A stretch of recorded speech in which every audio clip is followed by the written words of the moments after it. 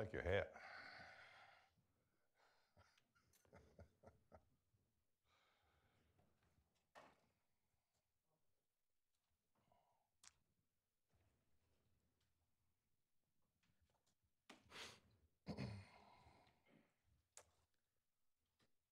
Well, good afternoon, ladies and gentlemen. Good afternoon. Welcome to Hudson Institute and our panel this afternoon on US-Japan cooperation, especially in the defense of the strategic islands to the southwest. I'm Seth Cropsey, senior fellow here. And, well, I will introduce our guests shortly, but we're all going to speak, and I have the pleasure of speaking first. The trade war between the United States and China that is now brewing is one demonstration that the great power competition of the Cold War did not end with the Soviet Union's collapse. It just paused. International politics are no more static than plate tectonics. They just move faster. Whether equilibrium is the consequence of a few great powers that balance each other or the result of several relatively powerful states whose mass keeps a lid on competing interests, the choice that we all face is either relative international stability or its opposite. So the arrival or departure of any powerful state from the international scene must affect the international order's calculus. Although there have been significant brush fires and some close calls, the previous 73 years, that is from this one, have been less turbulent than the 31 years from 1914 to 1945, in large measure because of the military power, alliance leadership, and benign interest of the United States. However, international balance does not exist naturally. It demands effort, and effort requires engagement, stable and prosperous finances, the preservation of military power, strong alliances, and of course, political will. At most times since World War II's end, the United States has shown itself equal to the task in each of these categories. Today, another growing power seeks to challenge both the United States and the international order that it has helped to preserve. Some of you may remember this. I'll ask a rhetorical question. Could anyone who watched the ceremony in which the British returned Hong Kong to China in 1997 miss the understandable triumphalism of PRC officials? Did Beijing not see this as the last nail in the coffin of a colonial era that began in the early 19th century? Chinese nationalism today, their reverence for such historical figures as the 15th century Admiral Zheng He, whose voyages of discovery to Africa's east coast were also excursions to collect tribute, and the building today of a powerful navy, accompanied by acquisition of ports around the world, as well as construction of land routes to Europe. All of these testify to China's global ambitions and its effort to reassert former power. The trade war between Washington and Beijing is just one shard, albeit a very important one, of the strategic competition that characterizes the relationship between the United States and China, one on which the future international order rests. Other critical elements of this strategic competition include military power and geographic reach. This raises the question that we are here to look at this afternoon. China's ability to project power into the Central Pacific and the U.S. and its East Asian friends' success in deterring Chinese ambitions depend importantly on the fate of the South China Sea as an international body of water and on the strength of alliances and partnerships between the U.S. and its democratic friends that comprise the so-called First Island chain, that is, the nations and islands that bracket the Asian mainland. The importance of the First Island chain should not be exaggerated. My colleague, Andrew Krapinovich, former president of the Center for Strategic and Budgetary Assessments, put it very well in a monograph published last August. He said, faced with Beijing's increasingly belligerent actions, many states in the Asia-Pacific region are increasingly looking to the two great Pacific democracies and long-standing allies, Japan and the United States, for leadership. China's actions, present Tokyo and Washington with a strategic choice. Either accommodate Chinese hegemonic aspirations or take steps to preserve the international order that has provided an extended period of peace and prosperity in the Western Pacific. Krapinovich's study argues for the latter course, the core element of which centers on deterring Beijing from engaging in acts of aggression or coercion against its neighbors, principally those states in the First Island chain. We agree. The Indo-Pacific region has seen an increased level of competition over the past 2 decades. Nowhere is this clearer than in the South and East China Seas. Through its growing aggression, the People's Republic of China has already succeeded in dominating the South China Sea. As Admiral Philip Davidson, commander of the U.S. Indo-Pacific Command, stated during his March confirmation hearings, there's a quote, "China is now capable of controlling the South China Sea in all scenarios short of war with the United States." End of quote. In pursuit of global superpower status by the mid-21st century, China has sought to contest and change the status quo across the Indo-Pacific region by constructing and arming islands from the South China Sea to the East China Sea and beyond. As part of this effort, the PRC has expanded and modernized its armed forces. The immediate objective is to neutralize what Chinese rulers regard as the threat of the First Island chain. This has included building a larger and more advanced surface fleet and air force, including the country's first aircraft carrier. It's now working on the third, which will match in displacement the largest U.S. carrier, as well as advanced destroyers and more advanced, that is to say, fifth generation aircraft. China's military modernization also relies on developing and expanding its amphibious assault capabilities by means of a larger and more capable Marine Corps, PLA and Marine Corps, along with more amphibious warships, amphibious aircraft, and amphibious assault vehicles. In the PRC's crosshairs is not only Taiwan, the keystone of the First Island chain and a vigorous democracy, but also the Senkaku Islands of Japan, whose sovereignty the PRC contests, and the Ryukyu Islands.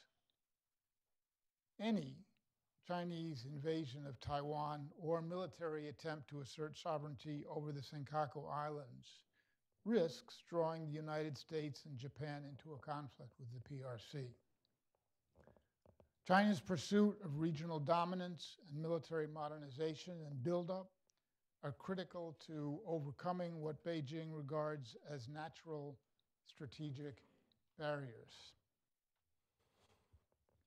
To reach the South China Sea and the Western Pacific, Chinese ships and aircraft must transit through the choke points of the Taiwan Strait or through the Miyako Strait in Japan's southwest Ryukyu Islands.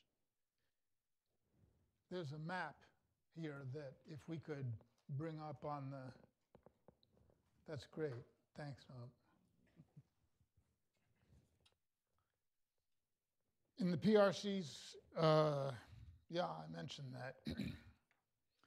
The close U.S.-Japan alliance obliges the United States to defend Japan and its sovereign islands, be they the Senkakus, the Ryukyus, or Japan's main islands themselves.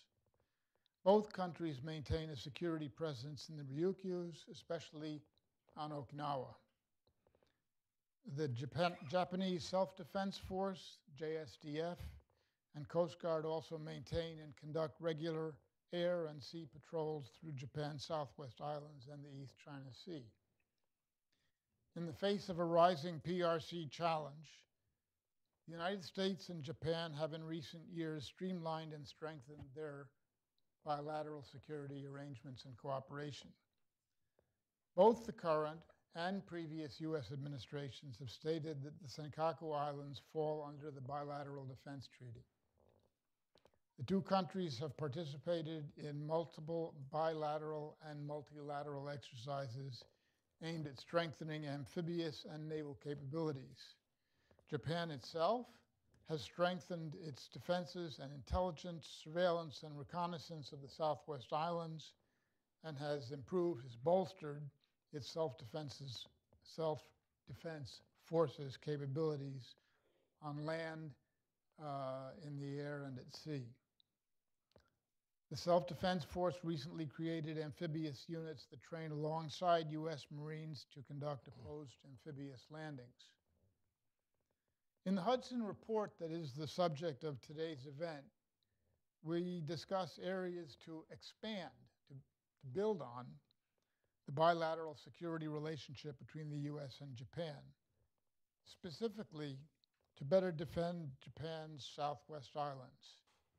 These include strategic level engagement and so-called tabletop exercises to plan for possible regional conflicts that risk drawing the U.S. and/or Japan into conflict with China.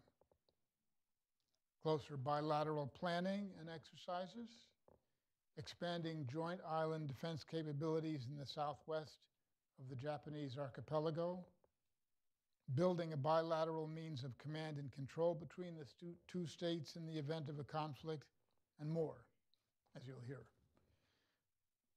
A panelist, and I'd like to just bring this up because I think it really applies to what we're talking about here. Panelists at a recent Hudson conference, Steve Bryan, mentioned one particularly useful instrument that would help improve crisis response. Instead of using actual aircraft, actual platforms, an exercise called Spartan Alliance brought together 22 simulators from the United States, Italy, and other NATO states to give operators a virtual exercise in air combat. Predator drones, T-346 trainers, C-130J aircraft, Tornado combat aircraft, and Germany's Patriot anti-missile batteries were all part of this virtual exercise.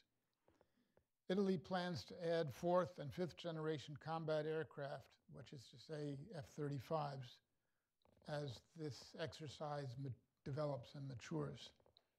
In East Asia, a similar crisis response simulation that exercised U.S., Japanese, and Taiwanese air forces would be an important step toward greater East Asian security, integrated crisis response, and the planning that is critical to successful crisis response. Such exercises need not be restricted to the operational level, but could be expanded to include theater and campaign-level decision-making. The stability of the Indo-Pacific region and the security of Japan and the United States requires today a strengthened and broadened bilateral alliance. There are some differences that must be respected, such as Japan's renunciation of war in Article 9 of its Constitution. However, cooperation in defense of the Southwest Islands represents an area where both parties can work together to improve their joint capabilities. Among Hudson's findings included in this report are recommendations to initiate U.S.-Japan engagement and policy planning for the express purpose of crafting a strategy to deter or counter Chinese actions against Taiwan, the Senkakus, or the Ryukyu Islands. Making such plans before a crisis is better than having to do so in the middle of one. Conduct high-level bilateral planning and exercises to examine possible People's Liberation Army, Navy operations and how best to counter them at the operational level. Expand joint island defense capabilities, again to improve coordination between Japan's self-defense forces, its Coast Guard, and U.S. forces. Also, and finally, to build greater capacity into U.S.-Japan integrated command and control arrangements for the defense of Japan's Southwest Islands. China's policy to advance its objectives was once characterized as peaceful rise. The construction of artificial islands and their militarization in the South China Sea, wrongful and baseless claims of sovereignty over the same body's international waters,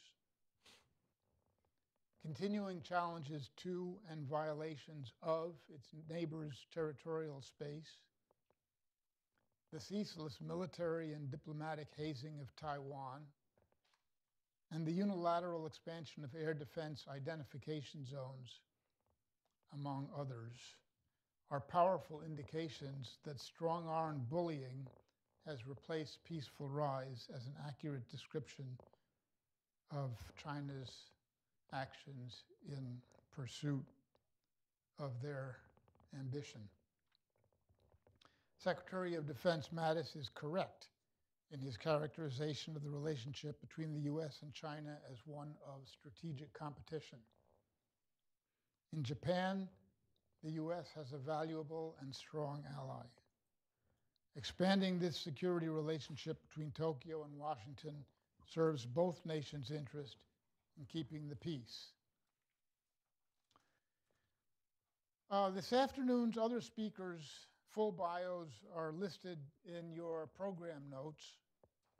We're honored to have as a panelist this afternoon General James T. Conway, who retired as the 34th Commandant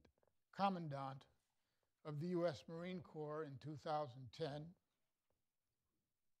There's nothing more I can say that attests to his knowledge and experience of amphibious warfare in the region that is our subject today.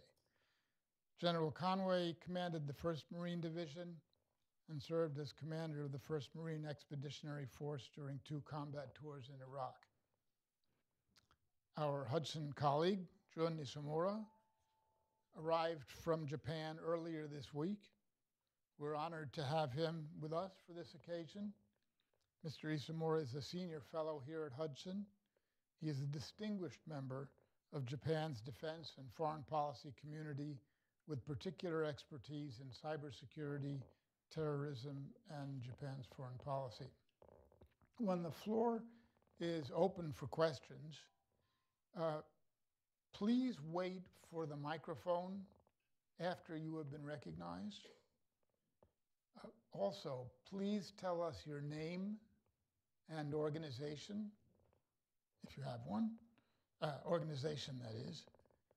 Please say to whom your question is addressed, and please, please ask your question in the form of a question. Thank you very much, and let me turn the floor over to General Conway. Thanks, Seth.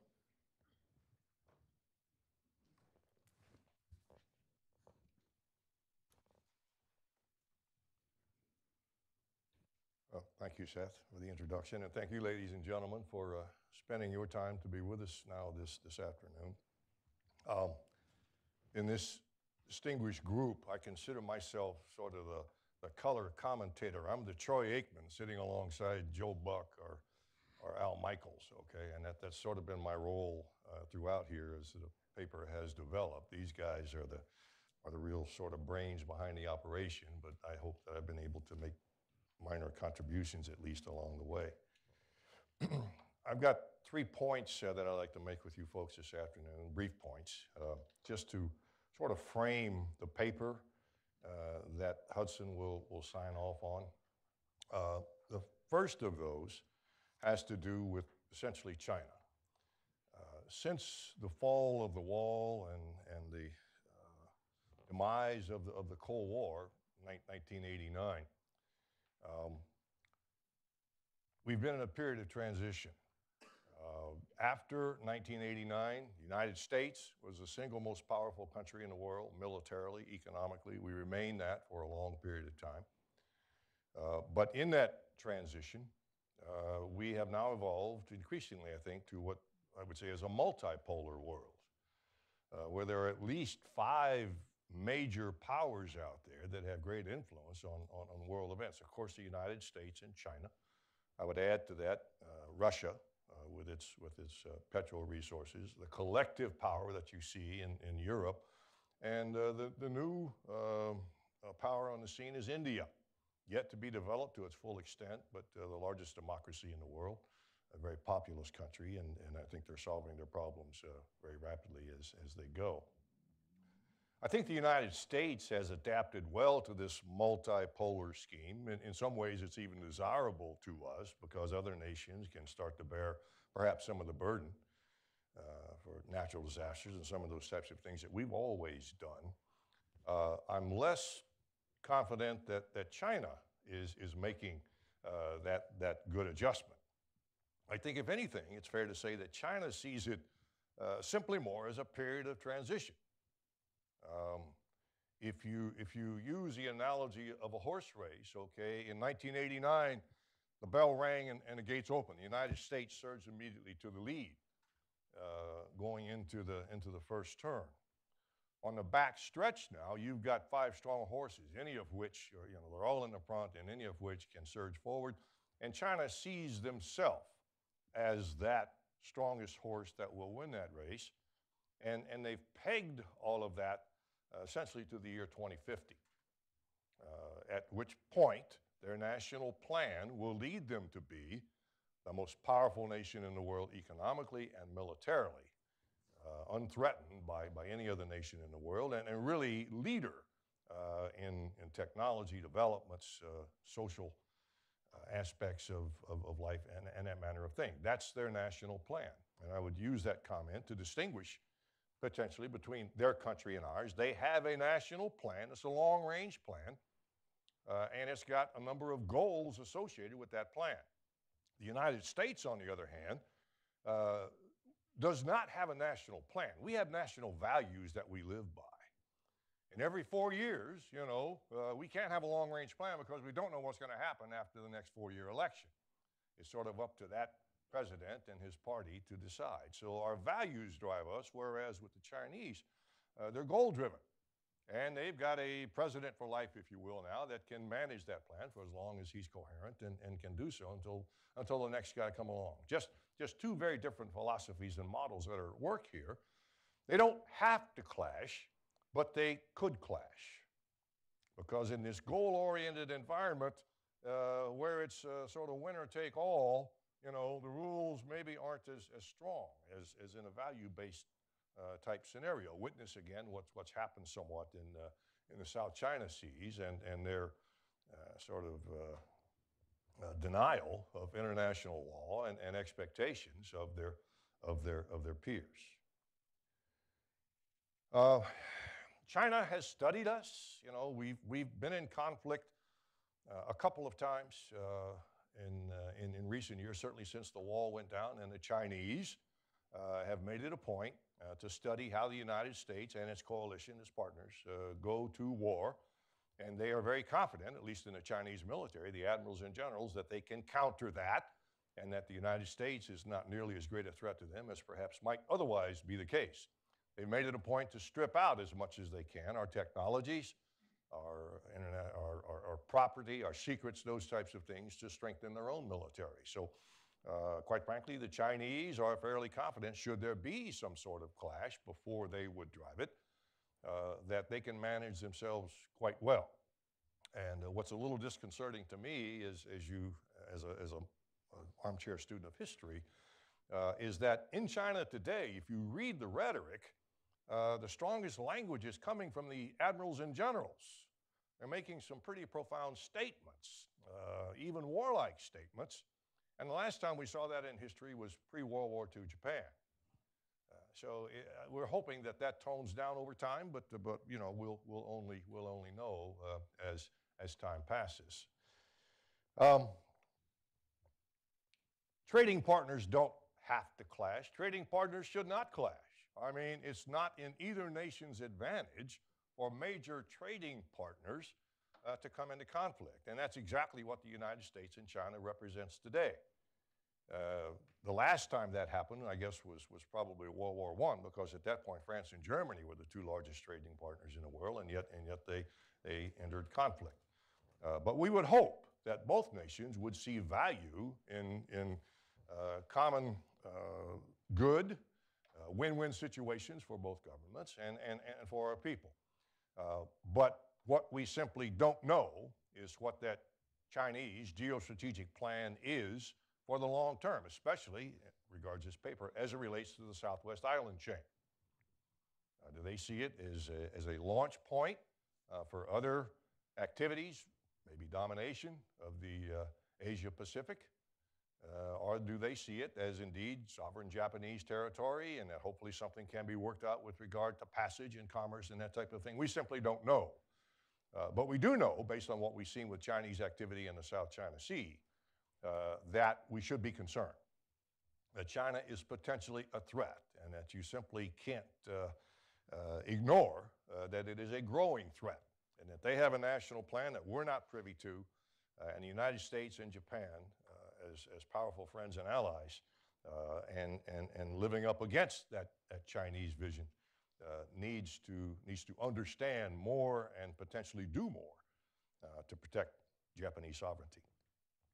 The second point that I would make is that in the paper you'll read that we sometimes use Taiwan and the Senkakus and the Ryukyus in the same sentence. But as June and Seth and I have discussed, they are indeed not the same, okay? The latter are Japanese sovereign territory. Taiwan is a democracy, not far from China, but inhabited largely by Chinese, Taiwanese. There is a treaty, a 1979 treaty, that says that you know, the United States will come to the defense of Taiwan if that nation is threatened. But there's also an agreement that postdates that there is one China. And of course, it's been a sine wave. Various Taiwanese administrations have said that they're closer or further away than that. But the fact is, I make a distinction between what China would do vis-a-vis Taiwan versus what we would do if they were to direct their intrigue towards Japanese sovereign territory. You have to ask yourself, if you're a believer in the old Weinberger doctrine, and I am, which said that, you know, if we are to exert U.S. national military power, it should be done against a vital U.S. national interest, and it should be done with the total support of the American public. And we need to go do whatever must be done and then leave, come home as soon as we can. That's sort of the way of the American military. If we were to wake up tomorrow morning and hear that China had a blockade around Taiwan, or God forbid, we're putting forces on the island, would those elements be in place? Would our people feel that the American defense of Taiwan, sending 3 carrier battle groups and 3 brigades of Marines steaming towards Taiwan because it is a vital national interest, and would the American people fully support it? I think we would need to look at that. And I can promise you that previous administrations have. And of importance to the U.S.-Japanese relationship is that Japan, I think privately and very secretly, needs to understand administration to administration what is our level of dedication to Taiwan. Okay, so enough about Taiwan. The Senkakus and the Ryukyus, where we have a large American presence, entirely another matter. Japan is clearly, I think, our best and strongest ally in the region. We have agreements with them, of course, that we will fly to their defense if that nation state is attacked, and so there can be no question. And I think then it becomes incumbent on us and Japan to show China that, to demonstrate that to China, and to let them know that in no uncertain term would we see any activity directed towards that portion of the first island chain responded to rapidly and powerfully by U.S. and Japanese forces. The third point that I'd like to make is, to me, the most important part of the paper deals with the operational recommendations that are there. Because I do think that the biggest danger that we have vis-a-vis our relationship and arguably the Japanese relationship with China, with the PRC, is miscalculation on one side or the other. And so I think the more that we can be subtle, but we also need to be clear in terms of the signaling that we send. And I honestly think that the recommendations that are contained in the paper, the operational recommendations in particular, that take it to another level of granularity in what U.S. and Japanese forces ought to be doing, is a good signal.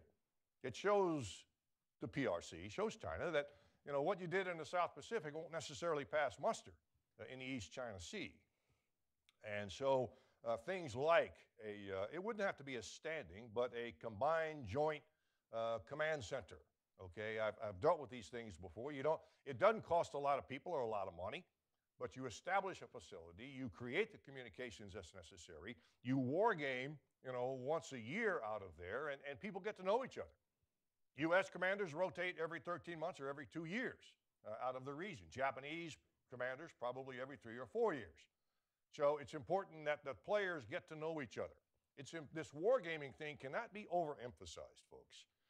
So much comes out when you lay out what you think are let's say in this case, the PRC options vis-a-vis Japanese sovereign territory. You gather as much intel and you point to what they might do, and then you wargame against that, because speed is of the essence. Response is measured in days, not weeks or months to something like that. Arguably even hours, depending upon the severity of what's taken place. But because we are looking at being defensive, not offensive, reaction time is critically important to this whole equation. And again, people knowing where to go, to have the communications in place, and who you're going to talk to, and potentially how to deal with that situation is just invaluable when something like this pops up. You won't develop a plan that you're going to execute step by step. A plan never survives first contact. There will be changes. There will be adjustments.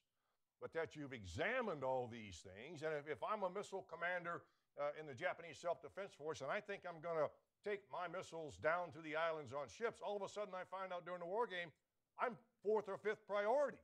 I won't see those ships for days, if at all. And my resupply is not coming by air, it's coming by sea because of the volume of it, so I've got to move it up. And it just fact after fact like that pops up when you wargame something that really brings you a level of clarity that you just didn't have before. So we're strong advocates of the idea of this combined headquarters, a joint interaction, people getting to know each other, understanding service dimension and competition, and the joint thing is always difficult. So if we consider that there's a threat and that it's important that we protect Japanese sovereignty and that we need to know how to get to first base in doing so, some of these operational suggestions, I think, are absolutely critical, and we hope that the audience that eventually reads this paper will agree with us and start to take action. Thank you, and I look forward to your questions. Go, please.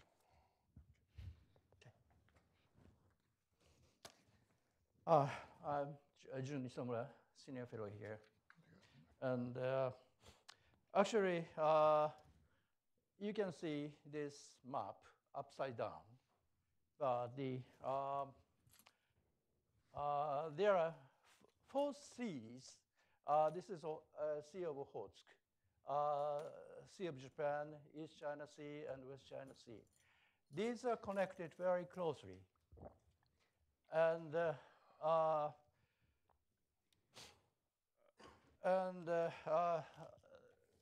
there is first island chain, and this is second island chain. And this island chain has two kind of definitions. One is geographical definition, and the other one is the China used these islands for their military doctrines. And the first island chain defends the East China Sea and South China Sea. And used to be for their doctrine is quite defensive, but today getting very offensive. And actually, China want to get the command of sea and air in South China Sea and East China Sea today, and they say that in 2020, China to reach equal power of the U.S. Navy.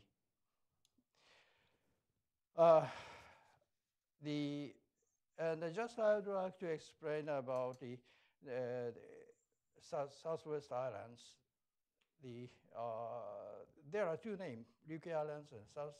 In United States, American use Ryukyu Islands, and in Japan, called Southwest Islands, because Southwest Islands from Tokyo. So about the length of the Southwest Island, about 750 miles, and wide is about 600 miles, quite a large area.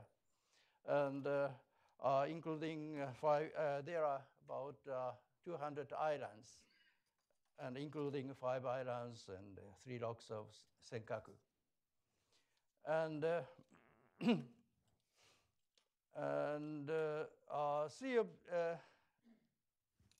also here there is a Russian Pacific Fleet in Vladivostok, and there are 2 major China fleet in East China Sea, and one is in South major Chinese fleet in South China Sea. And so this area is very crowded and troublesome area. And just briefly of the history of this area, 125 years ago, since 125 years ago, in 1894, there was the Sino-Japan War. And the war changed the history dramatically of the region. And Qing dynasty of China lost the war. And that was the contrary of expectation, since especially British bedded laws on China. And before the war, Korea was tributary state of Qing dynasty. And Taiwan was under the rule of China. And the Ryukyu kingdom was so-called dual subordination to both Japan and China. But after the war, China recognized definitively the full and complete independence and autonomy of Korea, and ceded Taiwan to Japan, and Japan dominium was settled of Ryukyu. But the origin of the war was because of the conflict inside of Korea. I have to tell that those conflict, major conflict, because of the come from stability, instability, or inside conflict of Korean Peninsula. And 10 years later, 1904, there was the Russo-Japan War. And also, after 10 years, 1914, there was the World War I.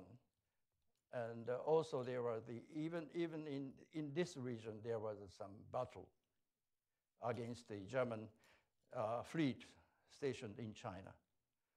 And 1931, the Manchuria incident, and 1941, attack to Pearl Harbor, and World War II, and Korean War was 1950. In 125 years, there are so many wars and conflict in this region. And next point is the last 70 years, the defense of the Southwest Islands are quite realistic and specific practical defense operation. This is the first time Japan facing in last 70 years. And in our paper, monograph, we focused on Miyako Strait, is here. And to get out those two Chinese fleet to Pacific or to South China Sea, they have to pass Miyako Strait or Taiwan Strait. And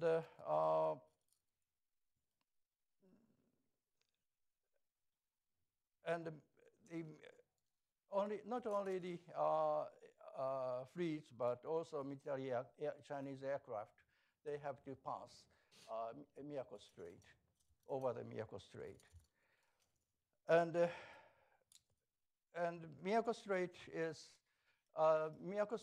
is between Okinawa and Miyako Island. And you can find Okinawa is just center of Southeast Islands. And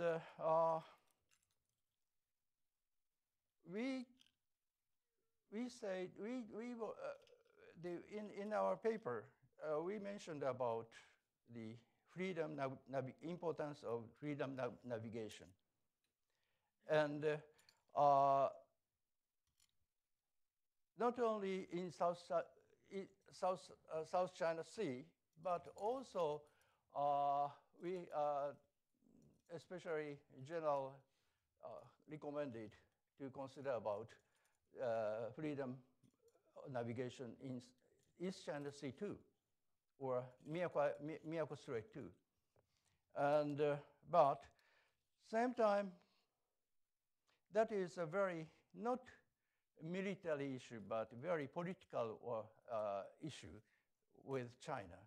If China, so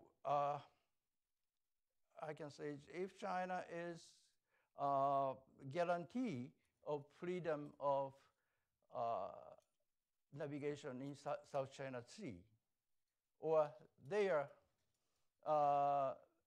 take good behavior towards Senkaku or to Taiwan, so we can compromise with China to guarantee sort of the freedom navigation of Miyako Strait or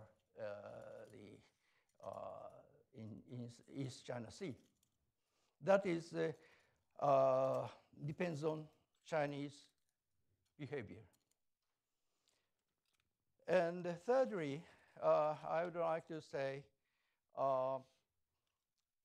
Japanese Defense Ministerium and Self-Defense Forces have developed or are developing quite unique and valuable defense technology and equipment capable of supporting remote island defense and SAR, search and rescue operations, especially an amphibious airplane called US-2, quite unique and advanced seaplane, and has many achievements, including rescued US pilots.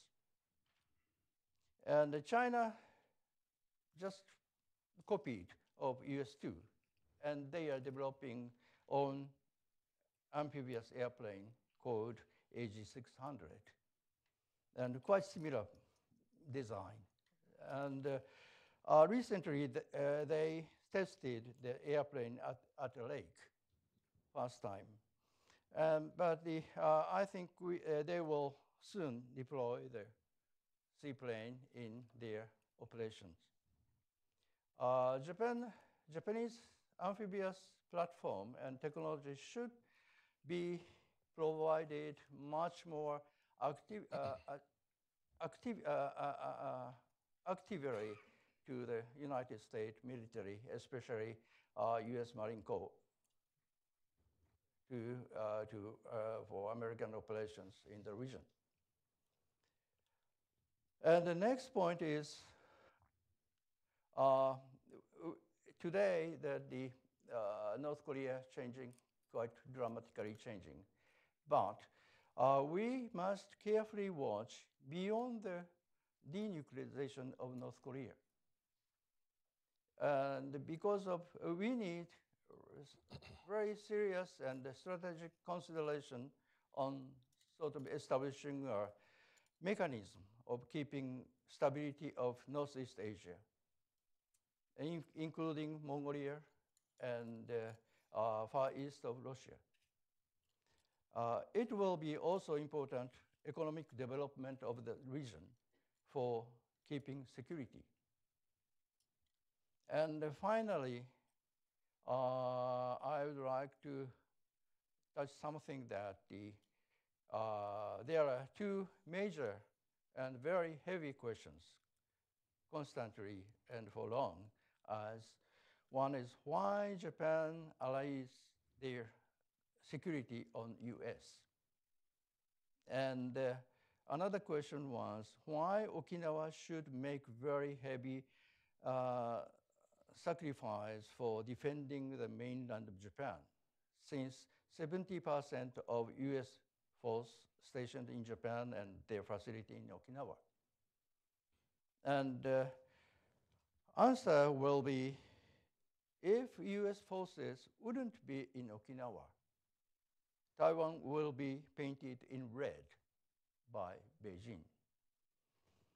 And US, and also if US forces wouldn't be in Okinawa, US couldn't keep their power, influence, or hegemony in the Indo-Pacific region. And even Tokyo will be unable to protect the Ryukyu Islands from China. And also, answer for Japanese dependency on US will be, one is because of Japan haven't seriously considered on strategy on its national security for last 70 years. Even they have number 8 of military power in the world today.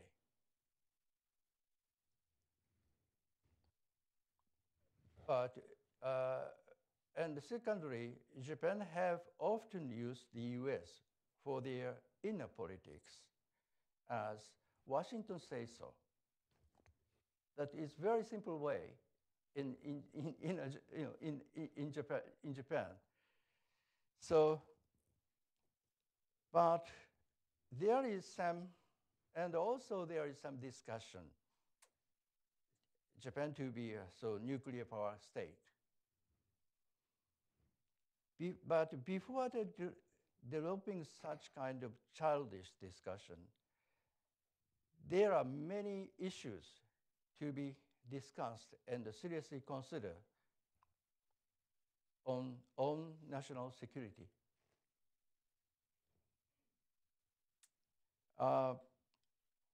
And finally, I would like to tell you about next project. Seth and the general talked about the TTX tabletop exercise, and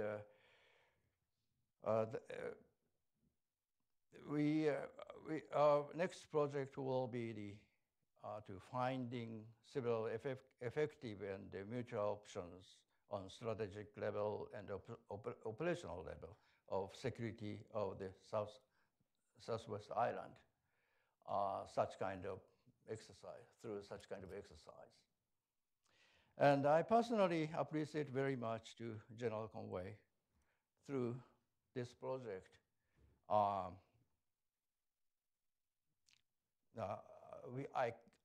could learn quite a lot.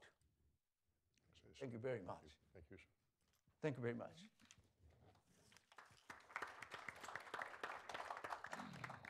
Nicely done.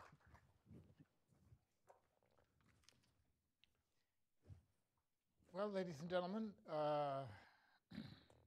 it's time for questions and probably answers.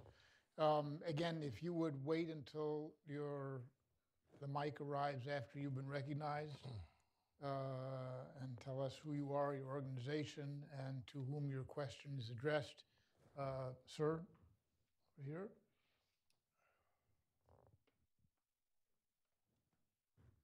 Thank you very much, sir. Robert McGuire, former Marine. Sir, I have a question for each of your panelists, Mr. Isomura and General Conway, but there's a common thread between the two. First off, I very much appreciate the map. It kind of looks like you're back to the land, face to the sea. That's a good view of the map of the world there. For Mr. Isomura, sir, Japan has wonderful capability, but it seems that they're suffering from the same problem we had years ago. Their Army and their Navy don't seem to cooperate as closely before we developed our joint doctrine. If you could expound upon that, how the Japanese Army from the Western Army Group will cooperate with the Japanese Navy during this planning exercise, I would very much appreciate a little commentary on that. But you'll see the common thread. To the General Conway, yes, sir, I immediately turned to your operational recommendations, and you had suggested a combined headquarters, but not necessarily standing. Would it not be better, as you're doing all of these exercises, to establish a standing headquarters for deterrence value, if nothing else, and because it will take a while to make these relationships develop over time? So if each of you could test, it's the common thread of working closely together. If you could help us on that, I'd appreciate it. To you, sir. Thank you very much. I can explain that the 2011, there was the big earthquake and tsunami. And US provided Tomodachi Sakusen, Tomodachi operation there. But we found that the US activities, operations, and the Japanese self-defense forces activities quite separated.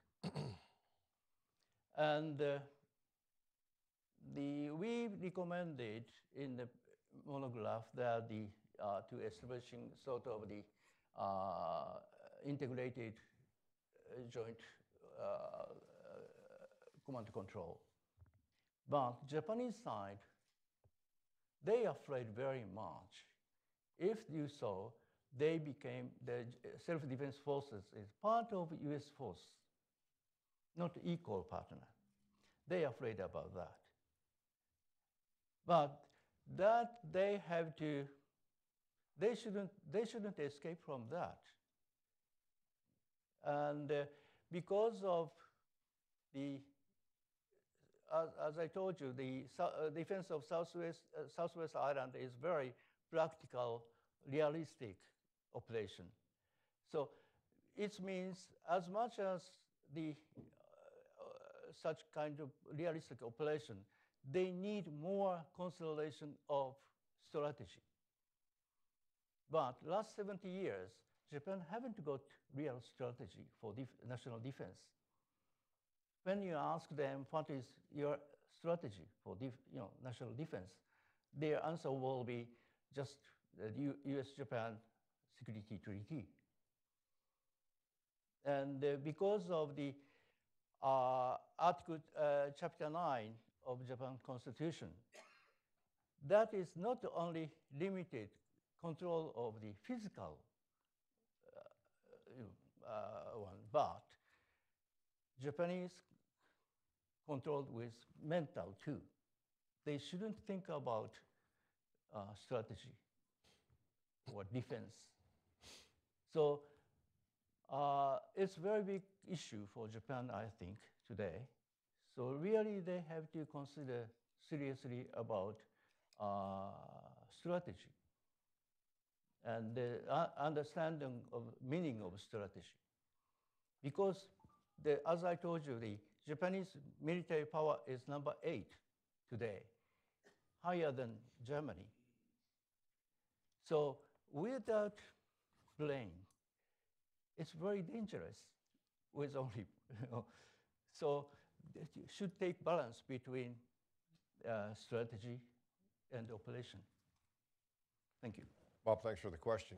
And I would certainly yield a point on if you want to send a strong message, a standing headquarters dedicated to the defense of the Southwest Islands is the best way to do that.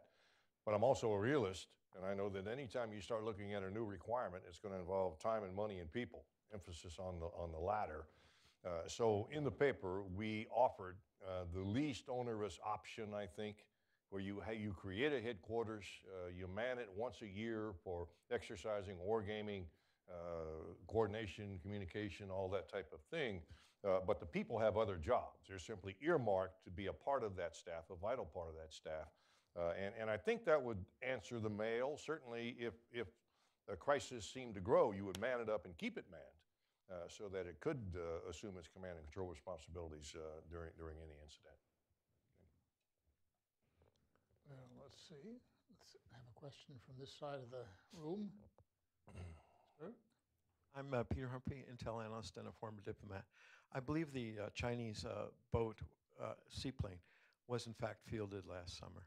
And it's extraordinary. It looks exactly like the Japanese plane, 5% bigger, obviously an espionage theft of the plans. General, you indicated that the public support is necessary for intervention and that we were somewhat more likely to protect Japan against a Senkaku thrust than Taiwan. I take the exact opposite view. It seems to me that the U.S. is never going to risk nuclear war with China over rocks, but we might actually do something to protect $1 billion economy, you know? So I just wonder if you'd comment on that. And also, can we make some progress about networking the radars from Korea to Japan to Taiwan to Guam and networking the SOSUS apparatus undersea for the same purpose? Because right now we're not very good about passing those data along those 4 points. I can speak to the first point and say that the beautiful thing about an opinion is that you're never wrong if it's your opinion, okay? I think that the issue is not the pile of rocks, it's Japanese sovereignty and the obvious aggressiveness that would be reflected in a Chinese assumption or a position on Japanese sovereignty. Where does it start? Where does it end? And I just, I got it that Taiwan is a huge economy. They're wonderful people. They go to our schools and we like them a lot. But I would, I guess, return the question to you. Is it a vital national American interest that the two Chinas do not come together as they've agreed that they essentially are of the same ethnic, origins from centuries before? I just don't know. It's my opinion that the average American would say, wait a second, I'm going to risk 3 carrier battle groups to a Chinese anti-access defense if they see us steaming their direction for that? I just don't know. Maybe we can take a survey in this room and see, but I'm of the opinion that you would not have popular American support. And I can tell you, I'm not talking out of school here, at least 2 presidents who have said, Ain't it going to happen?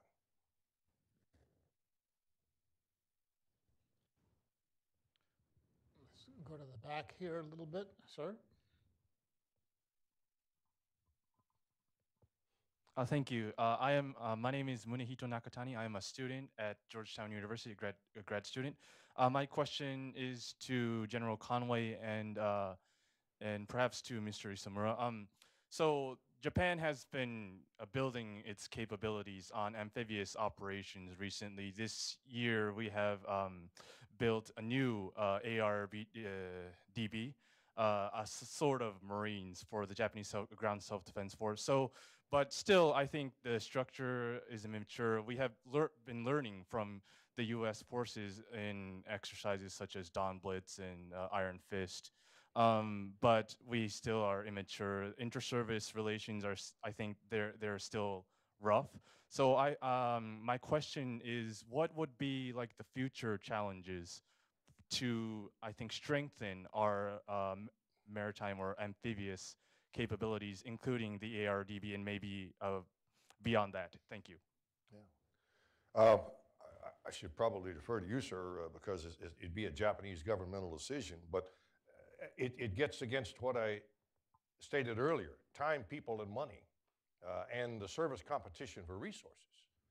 Japan is only going to put a certain amount of its national defense or its GDP towards its national defense, and that has to be carved up into different directions. And there would have to be, I think, a continuation of what is, I believe, contemporary Japanese government and military thought, that the expeditionary part of what we're doing here is more important than simply the defensive part. You can argue that amphibious forces give you a defensive capability because it's preemptive. You can get them someplace where you don't currently have forces, and it makes a statement. But just like in the United States Marine Corps, where we are competing for resources against our brothers in the Navy and the Army and the Air Force, you know, we think what we do is the most important aspect of national defense. But so do they. And so it's just a competition. We're delighted, frankly, as a USMC, to see Japan creating the capability they've got. Whether it becomes something more than a nascent capability and a stronger force projection, I think remains to be seen, in consonance with the understanding of their constitution, of your constitution, sir. Okay. Should I answer to you? General, actually, amphibious capability is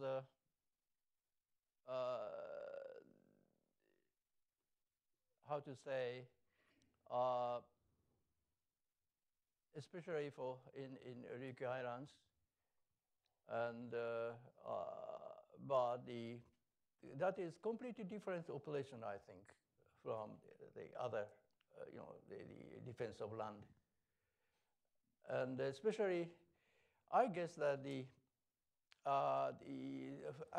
from other point of view, the China's behavior or China's strategy, the senkaku is not so important, I think, because senkaku is just nearly rock. There is no flat space there. And the China want to keep that their command of sea, of East China Sea. And also, they have to keep always the free navigation through Miyako Strait. But this is sort of irony. Why U.S. kept Okinawa 70 years ago? At that time, the Miyako Strait importance, the China recognized much of the importance of Miyako Strait. But today, the U.S. forces just middle center of, strait. So that is sort of irony of history. And so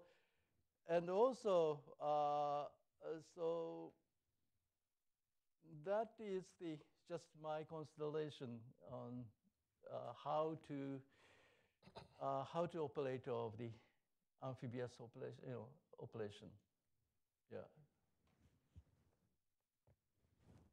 Sir?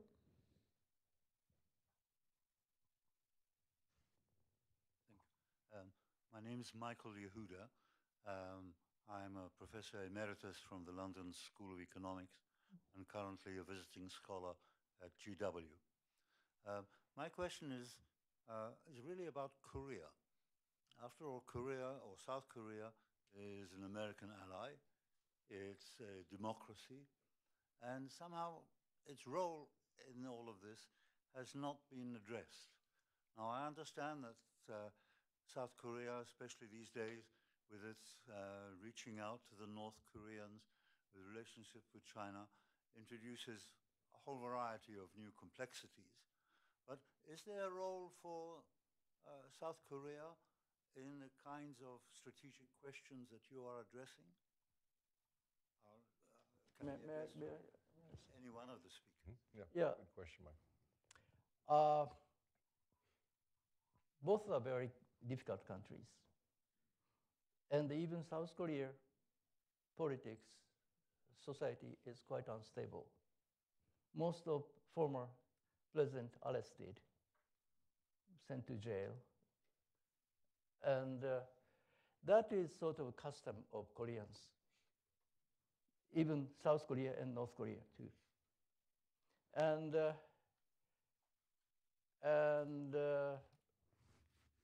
last June, there was the international conference in Ulaanbaatar in Mongolia, and I participated there. And the North Korean delegation were there.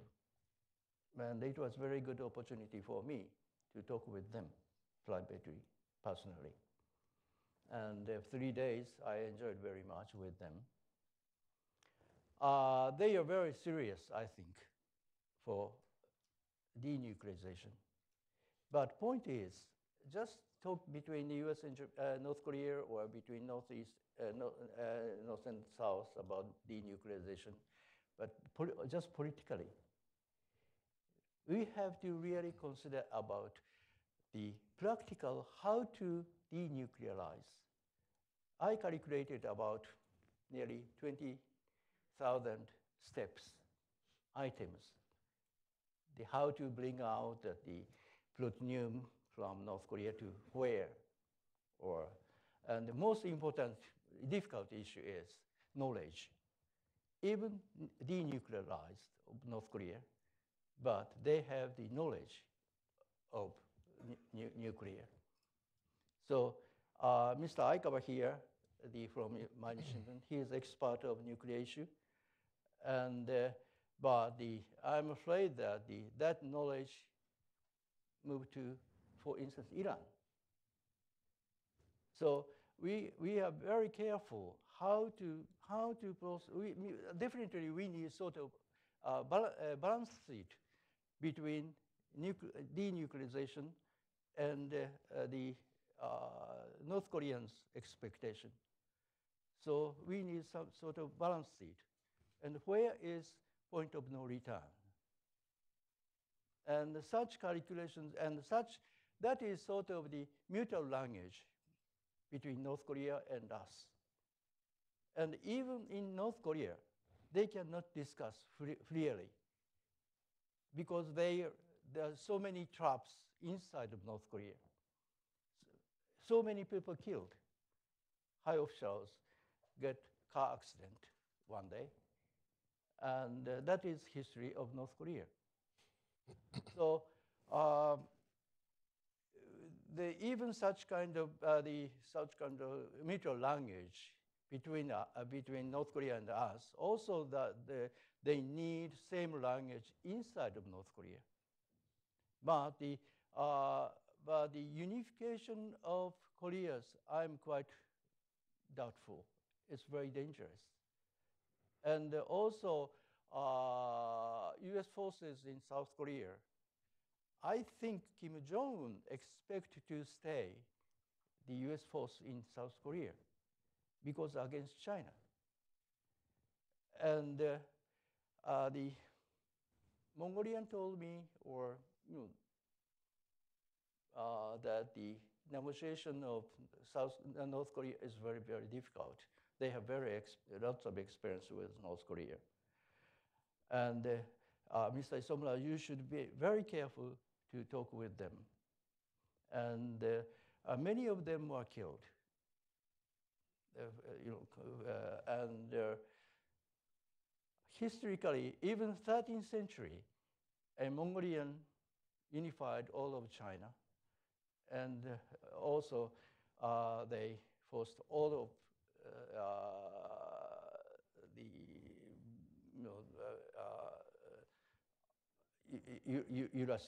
Eurasia, Hungary and Persia, all they occupied, but without Korean Peninsula. And they didn't want to touch much. They didn't trust the Korean Peninsula. Even today, China, Russia, Japan, and Mongolia do not trust much on Korean Peninsula. That's why I thought we have to need sort of mechanism for the reason to keep stability and safety, security. Michael, it's an excellent question, I think, and South Korea is a tremendous ally, economically and militarily. Primarily, is focused towards defense of the peninsula. But it's not quite the same relationship that we have, say, in NATO. I suspect that we would have to do some heavy negotiation with the South Korean government if we wanted to use bases out of South Korea to launch against, let's say, Chinese intervention in Taiwan, or we to respond to that. I think that certainly we could draw down our forces and use those forces at will, but in terms of using bases in South Korea to launch an attack, that could bring a response back onto South Korea. And I think their government would be very interested in debating that and determining what's in their best national interest to do so. Unlike agreements that we might have, again, with some of our NATO partners that say, yeah, I mean, defense for all, Article 5, whatever it takes from each NATO nation that signed on. So it's just a little bit of a different structure, if you will, I think, in the Asia Pacific.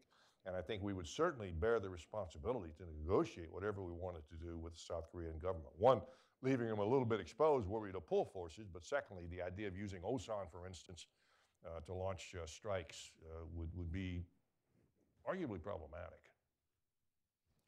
Now, and I'd just like to, in a somewhat parallel vein, point out that I think that your question applies not only to South Korea, but to all the nations in the first island chain and that understand what China is up to and where things are going. And as is well known, relations between all those states are not, as Jonas pointed out, not what they could be. And if there were a greater understanding that there's a common interest here that points to putting aside some of those issues for the good of all, I think that applies as much to South Korea as it does to the rest of the archipelago. I said that I would recognize, maybe here from the back. Thank you. My name is Jean Nguyen with Voice of Vietnamese Americans. I'd like to ask both General Conway and Mr. Isu, I have to say your name right, Isomura, about the US and Japan partnership in the Southeast Asia Sea. You had said that the first island chain and the South China Sea area, China has said that it wants to be in control in 2020, and by then it would expect itself to be equal power in many different ways with the US. So is there an immediate plan for that contingency?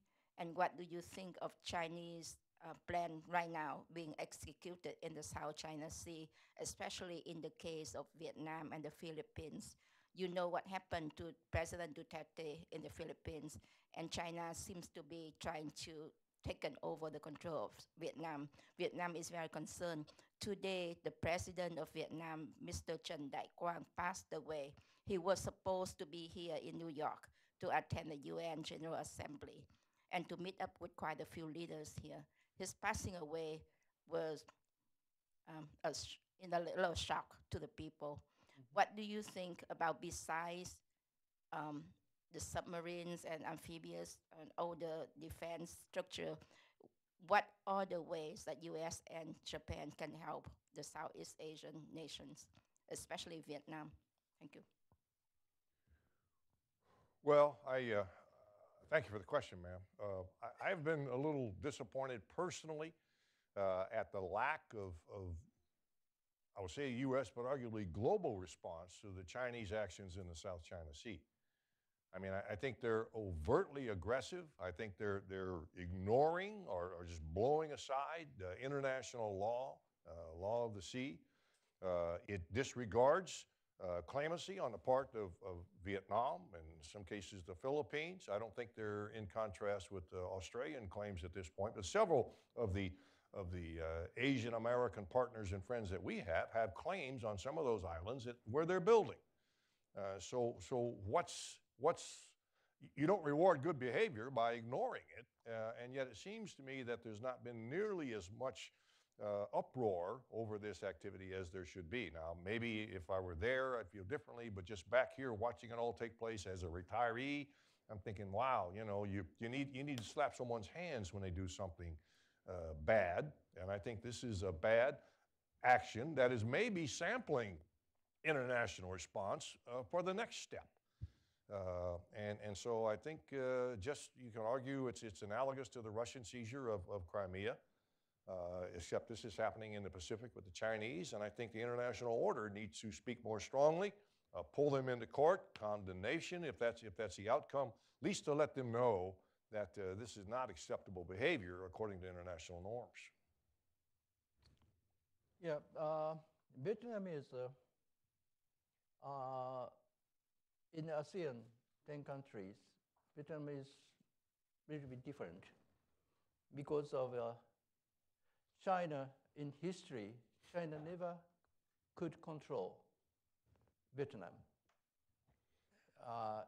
even in ancient era. And Vietnamese character is very, very strong. And I'm sure that Vietnam will be one of the leaders of ASEAN countries. And rapidly developing their economy. And so I'm trust very much Vietnam in the future of Vietnam. And China cannot touch much, can't touch much on Vietnam. The Vietnam's quite strong mind of independency. That is the difference from other ASEAN countries like Malaysia or Singapore or Myanmar. Yeah. We have time for one more question here. I'm sorry that I can't ask all of them. Can't have all of them answered, sir. Thank you. You want me to take a microphone? It's arriving. Thank you. Neil Garver. I live in Washington, D.C. I have multiple affiliations. Gene, it's good to see you here. I was going to call you. I have 4 questions. No, they will all have question marks. They will not be statements. I hope they're short questions. They are very short questions, Okay. but they are directed towards General Conway and the honorable panel. Is it true that China is rapidly building a very sophisticated amphibious force that could land approximately 100,000 plus or minus troops on the first island chain, including strategic air support, EMF, cyber weaponry, and potentially space weaponry, some of which we might not even know about? That's question number one. Are there plans to continue Operation Pacific Rim on an annual or periodic basis? Question number three, when you're ready, sir. Okay.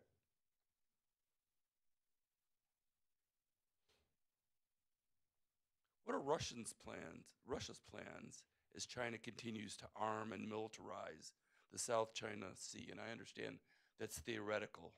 We could probably tell today, but we won't even know tomorrow, or especially in 2 to 4 years. And I agree with Gene that by 2025, all of this could happen. Question number 4, what role does North Korea have in the current and near future as you see it? And you don't have to answer question number 4 because that's hypothetical. That leaves 3 questions. General? Okay. Well, just quickly, I mean, when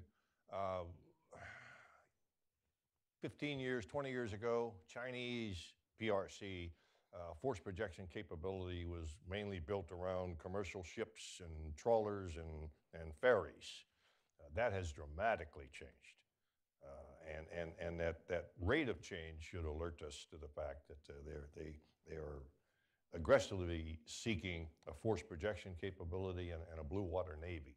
Visited there in 2010, and it's grown by leaps and bounds even since then. So yes, to everything you described, and it should bother us greatly that the subject of the paper here, those islands, are within home base fighter range of the mainland. So Chinese could very quickly construct a scenario where they take a piece of property and say, okay, so now what are you going to do about it? With all the force that's described here. And so I think that's why it's important that we look at preemptive measures on our part and on the part of the Japanese government to establish even more clemency against the island chain to hopefully offset that. I think there will be operations in the Pacific Rim. I think obviously vis-a-vis North Korea, they've been a strong negotiating tactic. I think it's important, as we talked about with our suggestion for a joint combined headquarters, that there be exercises simply to bring best practices to the fore. I think that's true of all of our Pacific Rim partners and allies. The South Koreans, we have Marines in Australia right now. We're doing a lot of special operations types things with the Philippines to help them with their terrorist issues. So I think operations and exercises are critically important if we're going to stay engaged and remain a player in the Asia Pacific. Russia's an enigma. I don't know the answer to that, frankly. I won't endeavor to say. You know, lately, of course, they've been operating together, seemingly getting closer. My wife worries at some point there's the lady of someone said that Russia and China one day will fight the United States, and at that point there was no Russia. So anyway, all that aside, I don't know. Mr. Putin is a chess player, and he's normally a move or two ahead of most of us. So I'm not sure what his thoughts are regards what he sees taking place in China. It'd be an interesting question to have answered. Quickly, very small anecdote about, I don't know, 20 years ago, when I first visited China, I called one of General Conway's predecessors, P.X. Kelly, and said, General, do you think that it's worth my time to visit amphibious capabilities, amphibious bases in China? Because they've offered me, this is when relations were better between the United States and China, they asked me what I'd like to see. And General Kelly said, nah, it's not worth your time. So one of his successors has a different opinion, and I think you'd find that pretty universal today. I agree that the United States will remain engaged in the Pacific Rim. And I hope that engagement will grow, and that's one of the things that we're talking about here today.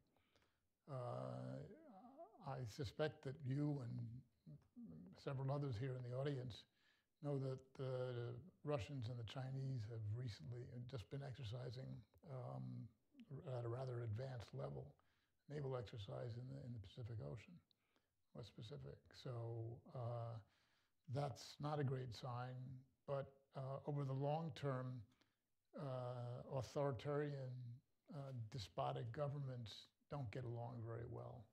So I think that the immediate future looks not so good, but the long-term future as far as their cooperation looks quite good. It'll break up. Thank you. Question? Look, I'd like to thank everybody for joining us this afternoon and hope that you will stay tuned to the same channel, and there will be more events on this and related subjects in the Westpac, certainly our relationship with Japan and with other countries as well. Thank you once again for joining us this afternoon. Thank you, folks.